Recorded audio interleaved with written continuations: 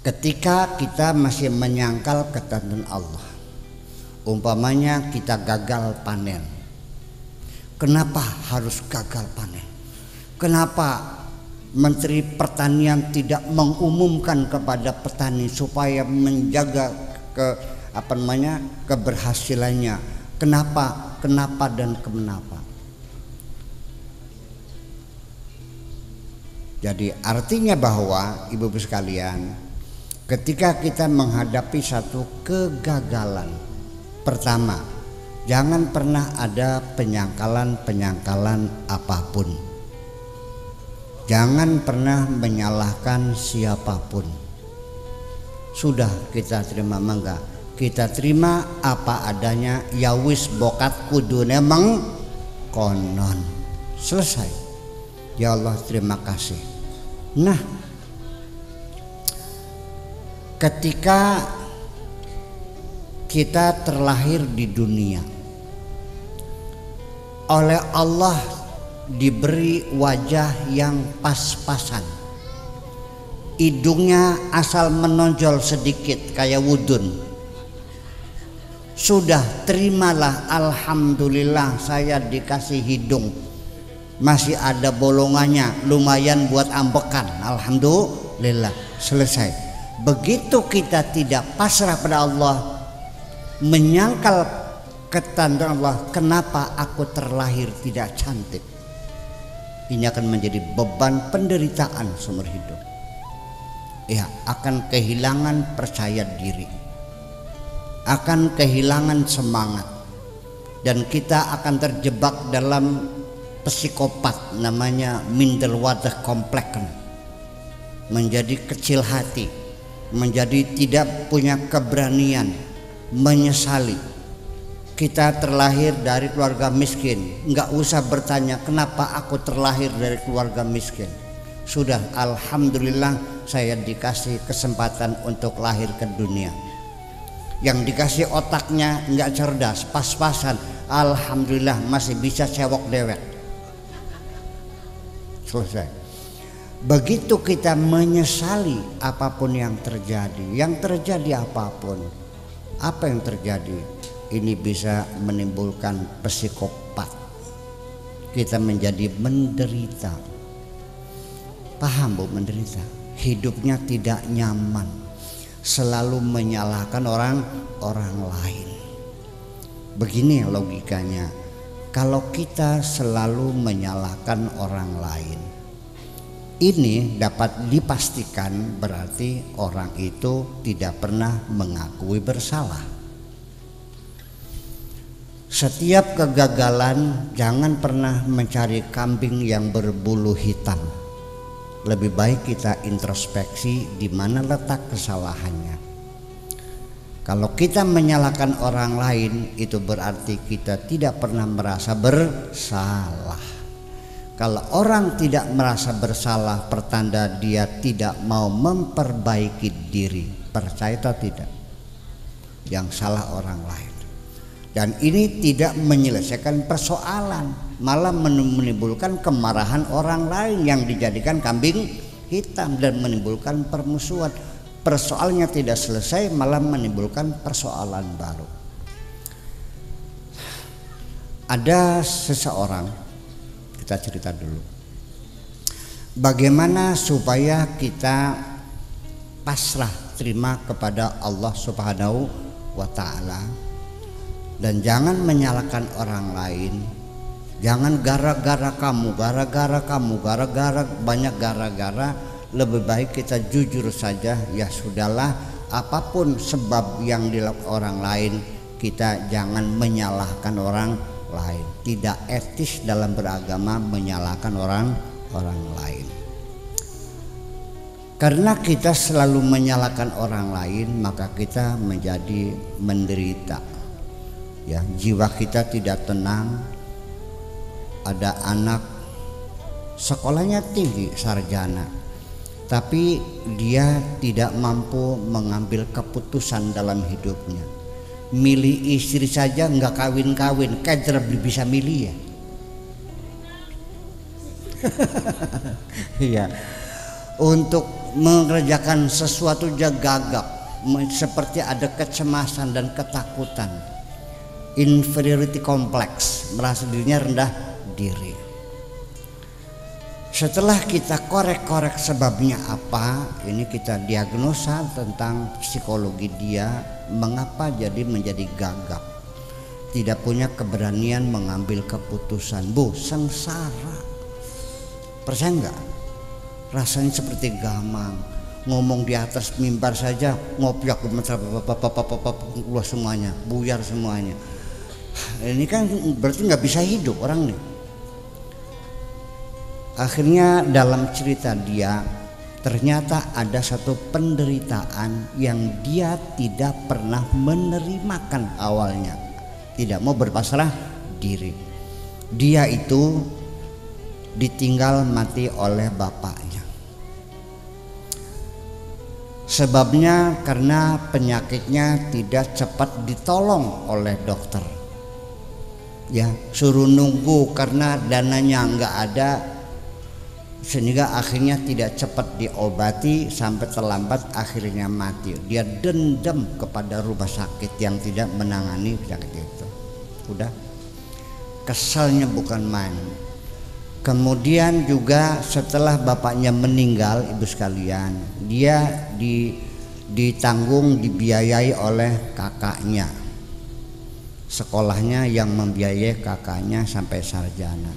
Tetapi kakaknya ini, dia bercerita, dia galaknya bukan main. Sehari-hari kalau bangunin tidur langsung dibanjur sama air. Ya, kalau marah ditendang.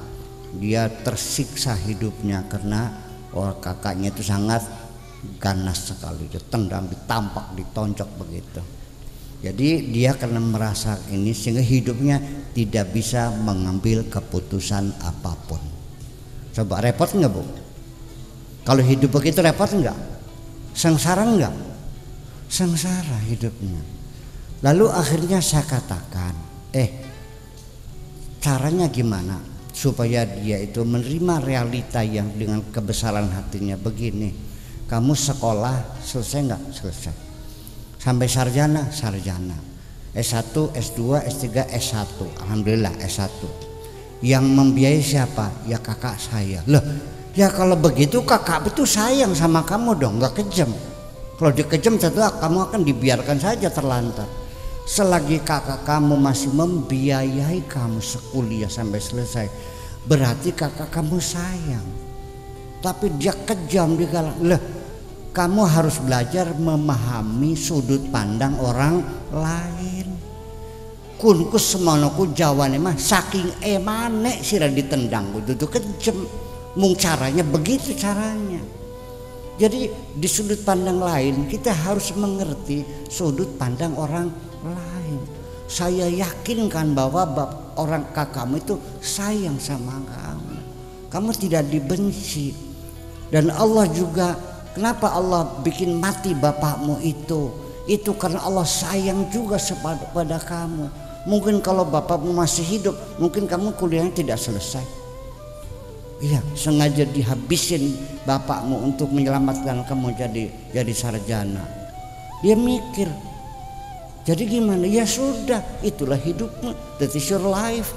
And you have to walk on. Kamu itulah kehidupanmu, harus kamu jalani. Waras sih. Jadi sini ada kiat-kiat bagaimana untuk berpasrah diri kepada Allah Subhanahu wa ta'ala. Bu, begini,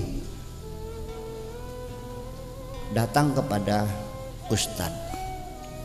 Pak, kata ustadnya, ya Bu sing sabar.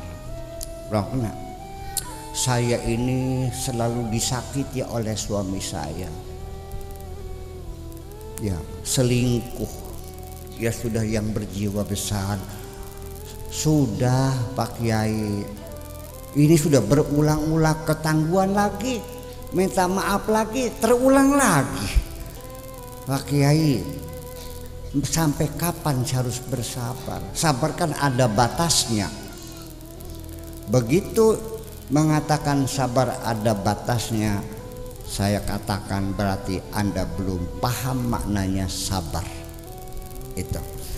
Jadi ini terminologi agama ini tidak dimengerti sebetulnya.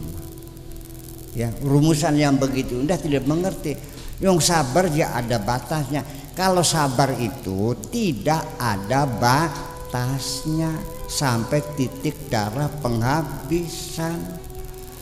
Ya tapi kan saya tidak purik, saya tidak tinggal. Iya, itu bukan sabar, itu namanya terpaksa. Karena kamu sudah tidak punya bapak, tidak punya ibu, suami selingkuh, mau minggat kemana? Jadi selama ini kamu ngurusin suami itu dalam keterpaksaan, itu bukan sabar namanya. Lah, jadi sabar apa? Sabar nggak ada batasnya. Ibu-ibu sekalian, makanan apapun yang diawetkan sampai dia tidak akan pernah busuk selamanya, diawetkan, itu namanya musabbarat, dibuat sabar. Jadi sabar itu gimana? Ya kalau kita sabar tidak bisa, ya disabar-sabarkan saja dulu, nanti lama-lama juga bisa jadi sabar. Sabar tidak bisa datang dengan sendirinya, tapi dengan pelatihan, pendidikan, latihan berulang-ulang baru kita kokoh. Jadi sabar itu sebetulnya adalah kepribadian yang kokoh, siap menghadapi, punya keberanian menghadapi hidup, dan dia berjalan pikirannya bagaimana menyelesaikan persoalan, bukan melarikan diri. Kalau perempuan itu karena suaminya selingkuh lalu cari lebih, minta cerai, itu bukan sabar, namanya melarikan diri, pengecut kau ini. Ya, kita hidup harus berani. Jangan pernah menyerah. Jangan pernah menyerah. Dan disitulah hebatnya hidup, bukan keberhasilan, tapi bagaimana dia bertahan hidup ini. Ibu-ibu sekalian, yang orang yang hidup hebat itu bukan orang yang usahanya berhasil, bisa bikin rumah gedung, bisa beli mobil mewah, ya kan gitu, bisa pesiar ke Perancis. Bukan itu. Yang hebat itu adalah orang yang bertahan, berani menghadapi kehidupan. Itu yang hebat. Allah menjanjikan orang sedekah dibayar, orang sholat dibayar. Dengerin dulu, orang infak dibayar oleh Allah. Wa ma anfaqtum min syai'in fahuwa yukhlifuhu. Apapun yang kau nafkahkan akan dikasih ganti oleh Allah. Tapi orang yang sabar, Allah tidak memberikan penggantian apapun, tapi Allah mengatakan orang yang bersabar bersamaku, kebersamaan dengan Tuhan. Innallaha ma'asa sabirin. Paham kita ngomong perempuan di rumah saya nyuci piring, ngepel, nyetrika, masak, tak bayar karena status dia adalah bujang. Betul? Berapa sebulan? 3 juta. Akhir bulan nih duitnya. Setiap hari saya suruh ngepel, nyuci baju, nyetrika, nyebokin anak, ini terus hari. Akhir bulan 3.000. Itu orang yang bekerja. Tetapi siapa yang di kamar bersamaku? Tahu nggak? Adalah kekasihku. Paham dikit ke?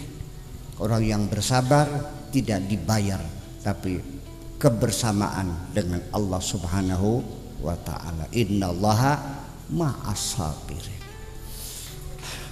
Paham? Man kadim ini petani